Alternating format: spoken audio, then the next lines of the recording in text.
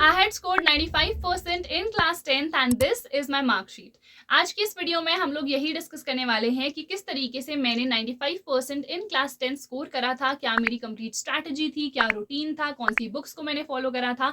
हर एक चीज डिटेल में आज की इस वीडियो में मैं आप लोगों के साथ शेयर करने वाली हूँ।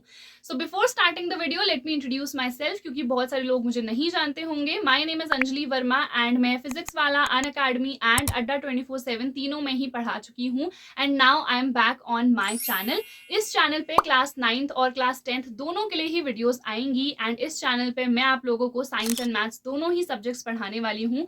सो इन केस आप लोगों ने अभी तक चैनल को सब्सक्राइब नहीं करा है, प्लीज चैनल को सब्सक्राइब कर लो। Also like this video and share this video with your friends so that इस चैनल को आप लोग सपोर्ट कर सको।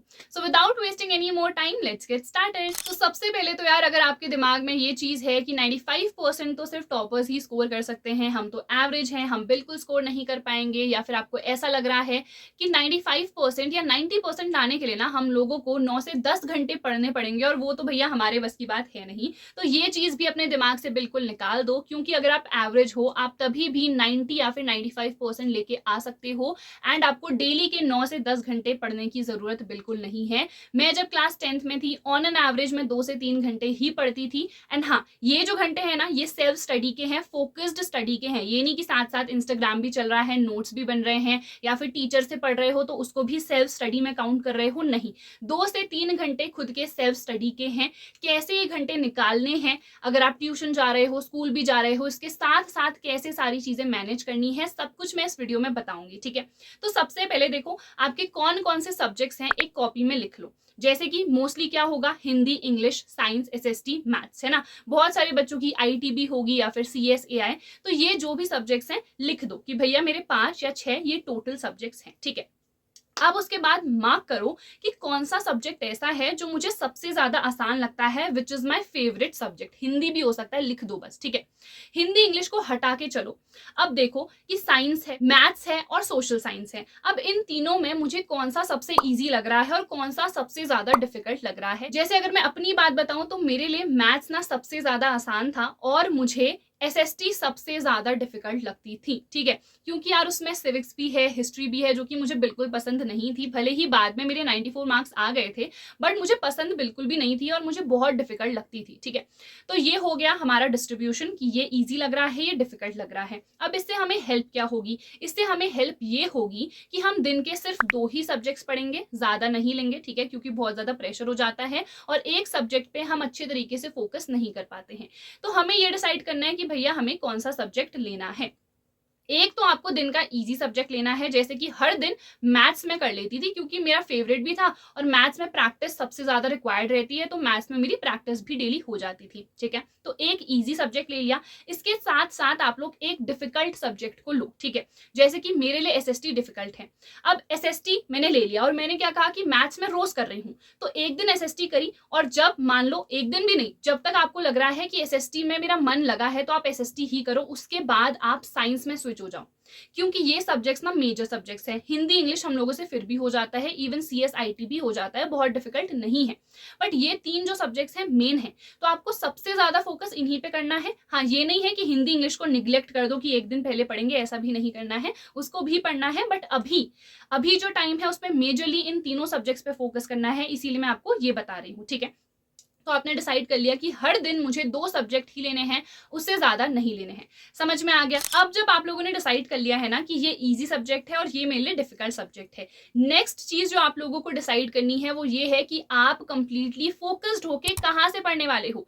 क्योंकि देखो, हम लोग स्कूल जाते हैं, बहुत सारे बच्चों ने फिर ट्यूशन भी लगा रखा होगा, ट्यूशन में भी कुछ चीजें नहीं समझ में आती होंगी तो फिर यूट्यूब से पढ़ लेते होंगे, कुछ बच्चों ने ऑनलाइन बैचेस खरीद रखे होंगे, है ना। तो इन सब की वजह से क्या होता है ना, बहुत सारी जगहों से इंफॉर्मेशन आ रही होती है जिसकी वजह से हम फोकस्ड तरीके से नहीं पढ़ पाते हैं। इसीलिए आपको 1 या फिर 2 ऐसे मैक्सिमम रिसोर्सेज चूज करने हैं जहां से आप लोग पढ़ने वाले हो। जैसे कि आप लोगों ने डिसाइड कर लिया कि हमारे स्कूल के टीचर बहुत अच्छे तरीके से पढ़ा रहे हैं तो हम उनसे ही पढ़ेंगे, ठीक है। या फिर स्कूल में नहीं समझ में आ रहा तो आपने ट्यूशन लगा लिया, ट्यूशन में कुछ चीजें नहीं समझ में आ रही हो तो फिर आपने यूट्यूब से पढ़ लिया, ठीक है। या फिर आपने कोई ऑनलाइन बैच खरीद लिया है तो आप सिर्फ और सिर्फ वहीं से फोकस्ड होके पढ़ो। तो ये चीज़ आप लोगों को सबसे पहले क्लियर कर लेनी है कि आखिरकार आप लोग कहाँ से पढ़ने वाले हो। वैसे मैं आप लोगों को यही सजेस्ट करूँगी, या तो यूट्यूब से पढ़ लो फ्री ऑफ कॉस्ट, ठीक है?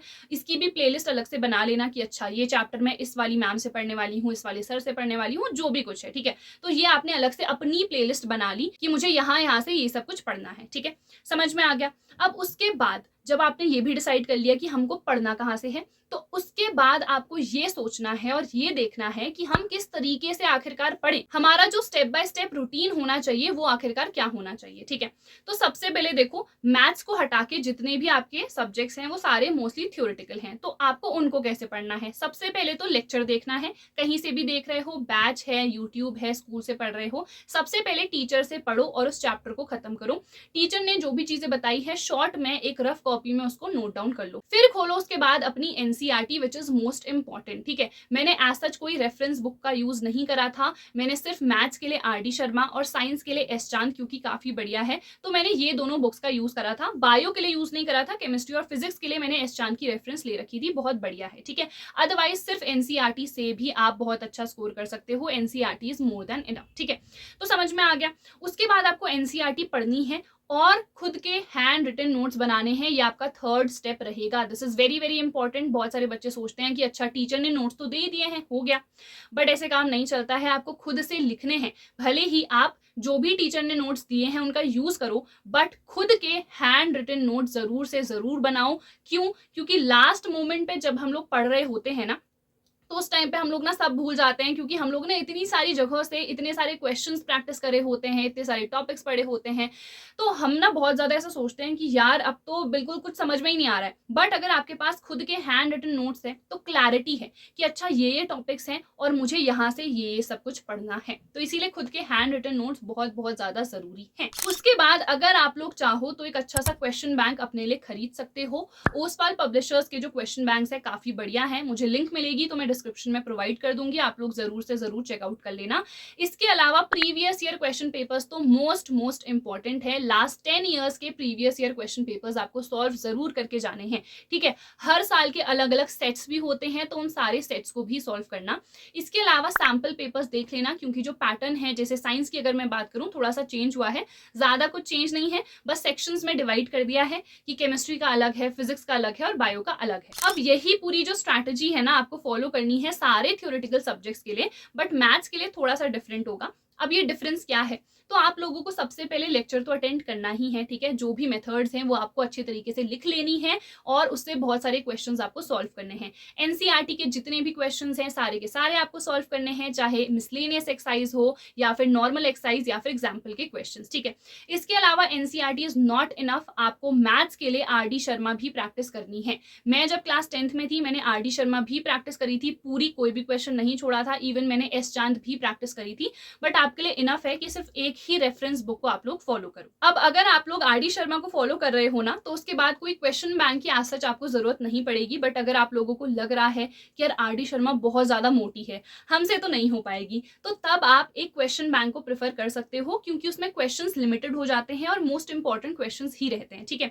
इसके अलावा प्रीवियस ईयर क्वेश्चन पेपर्स और सैम्पल क्वेश्चन पेपर्स तो बहुत जरूरी हैं, इनको तो बिल्कुल भी आप लोगों को स्किप नहीं करना है। अब हम लोग डिस्कस कर लेते हैं कि मेरा टाइम टेबल क्या था। देखो, मैंने हर वीडियो में यही बताया है कि मेरा एज सच कभी भी कोई टाइम टेबल नहीं रहता था, क्योंकि डेली बेसिस पे सेम रूटीन फॉलो करना is just next to impossible, ठीक है? तो इसीलिए मैं रादर क्या प्रेफर करती हूँ, मैं टू डू लिस्ट को प्रेफर करती हूँ, in which simply you take a diary, ठीक है? ऐसे आप डायरी ले सकते हो एंड यहाँ पे कोई शॉर्ट डायरी भी ले सकते हो, छोटी सी, ठीक है? वहां पे बस आप लोग लिख लो कि आपके दूसरे दिन के क्या क्या टास्क हैं, और ये चीज आपको एक दिन पहले ही करनी है, ठीक है? मतलब आज रात को मैं लिख दूंगी कि कल मुझे क्या क्या टास्क करने हैं, आपने नोट डाउन कर लिया कि मुझे केमिस्ट्री में ये पढ़ना है, फिजिक्स में ये करना है, मैथ्स में ये करना है, तो जो भी चीजें हैं आपने नोट डाउन कर ली है कि आपको क्या क्या चीजें करनी है, ठीक है? फिर कल रात को आपको चेक करना है कि ये जितने भी टास्क थे इनमें से कितने टास्क मैंने करे और कितने नहीं करे, ठीक है? और बहुत बार ऐसा होता है जब आप ये चीज स्टार्ट करते हो ना, तो मैक्सिमम जो टास्क होते हैं ना वो इनकम्प्लीट होते हैं। ऐसा क्यों होता है? क्योंकि हम लोग बहुत ज्यादा टास्क लिख देते हैं, हम लोग सोचते हैं कि भैया अब बताती हूँ, है ना, अब स्टार्ट हो गया है मेरा गेम, अब मैं दिखाऊंगी कि सारे के सारे टास्क कैसे करे जाते हैं, आई एम अ मल्टीटास्कर। तो ऐसा तो हो नहीं पाता है ना, दूसरे दिन फिर वो रियलाइज हो ही जाता है।